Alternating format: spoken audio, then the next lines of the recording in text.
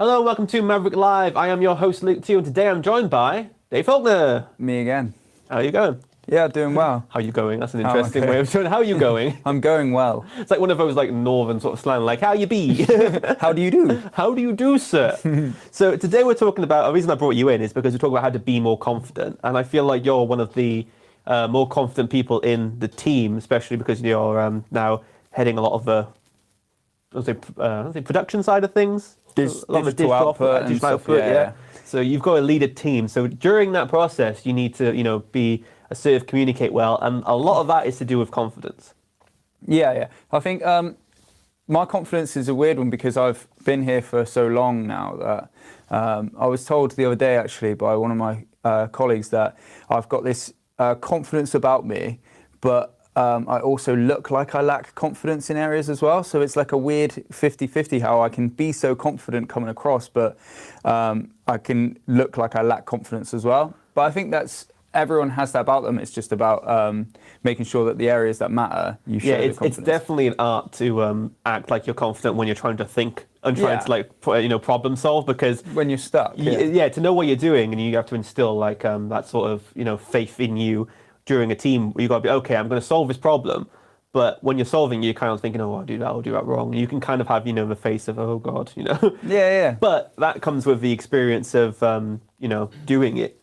Yeah, absolutely. I think if you're confident in the moment, even if you don't know what you're doing, confidence can kind of take you through that experience. And if you come out the other side, a lot of the time you'll end up actually doing something right, because you'll be, instead of judging your own opinion on something, you will be confidently going with it, and usually it's right. So actually you can benefit yourself. Can you imagine me like doing this show years ago when you first met me, when I first joined into like the old agency? No, absolutely not. Because I used to be like I could see a very meek, like, oh, I need a design. Have you got any time to do this for me, please? That's it. And it just had lacked that entire thing. Like I knew what I was doing. Yeah, confidence is so important for growth, I think, and I think a lot of it's new challenges in a sense. It's like taking on new things that you haven't done before. Because obviously I've been thrust into so many just like moments throughout like my journey with Maverrik, where it's just like, okay, I'm either gonna do this well or I'm gonna fall on my face. Either way, it's gonna happen. Yeah. And then when you learn that, and then you think to yourself like, okay, so either way, it's gonna happen. Like time will pass. Try and own it, sort of thing. Yeah, you just gotta be there. And you just gotta do it. And it can be hard, especially when you're doing anything which is live on camera. I notice during a few of these shows now, when people start with their first show, it's like, oh, okay, hi. This is why I do introduction shows, actually. It's because I want to get people comfortable being themselves on like air and on camera. Because it's just a conversation with us two, really. Definitely helps. But you've got those two cameras right there, which is just looking at you, and you've got the live element of things.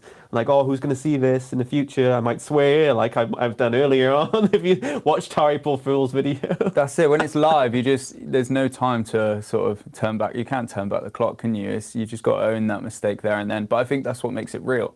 So, yeah, I think it's great. To make a really, contrived term, pressure can create diamonds or it can break you in a sense. Yeah. And I feel like even when you're broken though, and it really messes you up, you've got that ability then to go, okay, I've done this before. You've got a little bit of a foothold to start doing stuff again, especially if it comes to presenting or delivering training or taking on a new hard project. You can find that confidence just by doing it over and over again, getting that experience, and just taking on challenges that you never thought you'd be able to do. Yeah, absolutely. If you want that promotion, if you're facing any challenge, having the confidence to try something is the only way you're going to go forward. A lot of people are stunted by the fact they lack confidence, and they'll never kind of progress in life, and they'll never grow. But sometimes you just got to force it, I think. Yeah, I feel like imposter syndrome is a really big thing, especially in business.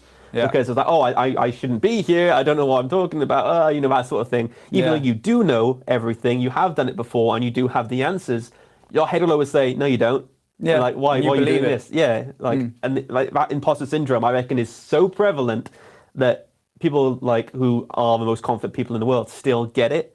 Yeah. 100%. But it's just buried underneath that Especially when you're used to being right all the time, or you're used to knowing, I work in design, if I expect to know the most about design, so whenever there's a question about design that comes up, I should know it. But as soon as something comes up and I don't know it, it's whether then I go, okay, I need to learn that to know it, or I go, oh my God, I don't know everything, and you kind of freeze. Oh no, and you run away. That's so it, yeah. like, what am I going to do? You have to pick your path, don't you? And spend half an hour crying in the toilets. Well, but yeah, I mean, even if you do that, it's fine because you'll just take on that new challenge and move on. Some people take, new challenges, new opportunities differently. 100%. And even if you fail, you've now got the opportunity to look back on what you've done and do it again, and then you can gain more confidence in that. Yeah, we don't build on our skills unless we find something we don't know.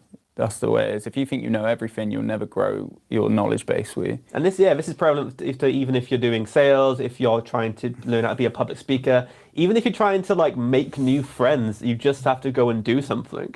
Yeah. It could be awkward the first couple of times, but afterwards you can gain the experience of, okay, this is the reason why this went wrong, this went wrong, analyze, take it further, and just get out of your own head a little bit. I think a lot of the time, even in sort of social situations, they're thinking exactly the same as you, but all it takes is one person to make that jump, put a bit of confidence behind them, make that jump, and it will kind of bring together everyone who was lacking confidence in that circle at the time. It kind of, you're doing everyone a favor as well. But yeah, I've been in many group interview situations where the people who you could tell are more confident are the ones who would lead the project, whatever it was. If it was like a discussion, they would always try and lead, the way forwards. But you don't want to be, too arrogant. You don't want to be like, oh, I am, the bee's knees. I was going to use a different term, but I can't because I've learned from my last time. But yeah, it's a difference. Like confidence isn't arrogance at the same time as well. Yeah, I think it's like we said earlier though about when you find something you don't know, it's about accepting that you don't know something and then being willing to learn it.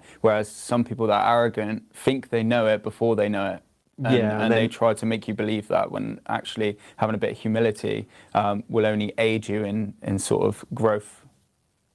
Yeah, I completely agree. So if you're looking to be more confident, what you need to do is give yourself new challenges, give yourself room to grow and jump into new experiences. That was probably my biggest takeaway from that. And don't expect it to happen straight away. It took me probably 4 years to even get in front of a camera and start talking.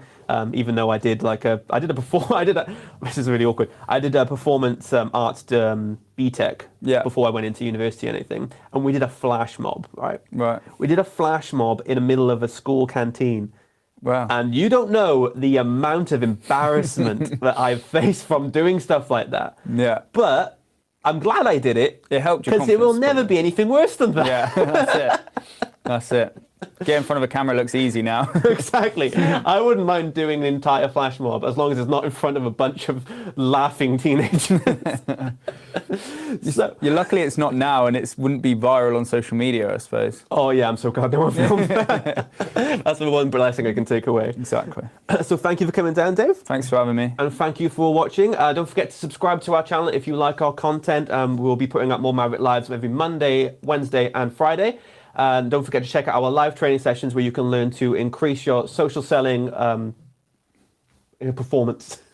Everything you need to know about learning how to sell on LinkedIn, on Facebook, and just maximizing your ability to sell. So thank you once again, Dave, and thank you for listening and watching. I'll see you next time.